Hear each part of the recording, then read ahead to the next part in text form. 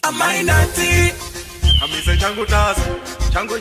amise changu tazi Nati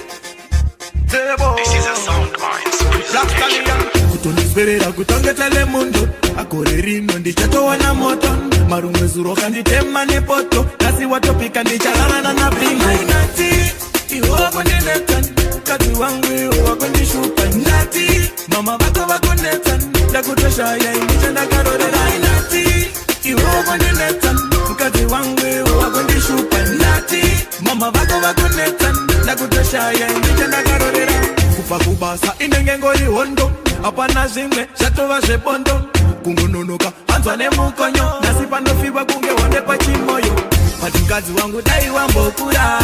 mwana ndowatiri kuraya wanze apa anenge achingatuka zvimwe zvinyadzi zvinotoshunguruka Nati iwako ndinetan kadzi wangu iwako ndishuka Nati mama vako vakunetan ndakutoshaya iniche ndakarorera Nati iwako ndinetan mukadzi wangu iwako ndishupa Nati mama vako vakunetan ndakutoshaya iniche ndakarorera kutonisperera kutongetele mundo akore rino ndichatowa na moto marumwe zuro kanditema nepoto nasi watopika ndichararana na bingo wakuda kushandisa kufuta kwako everyday kwakungondiwombeserake wakuda kushandisa kusimba kwako but this time ndakatokurongera Nati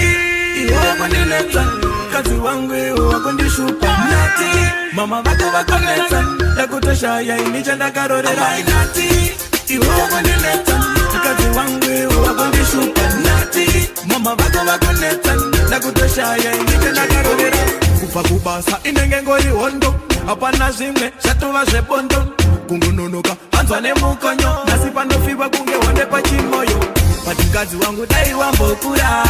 mwana ndowatiri kuraya wanze apa anenge achingatuka zvimwe zvinyadzi zvinotoshunguruka Nati iwako ndinetan kadzi wangu iwako ndishupa Nati mama vako vakunetan ndakutoshaya iniche ndakarorera Nati iwako ndinetan kadzi wangu iwako ndishupa Nati mama vako vakunetan ndakutoshaya iniche ndakarorera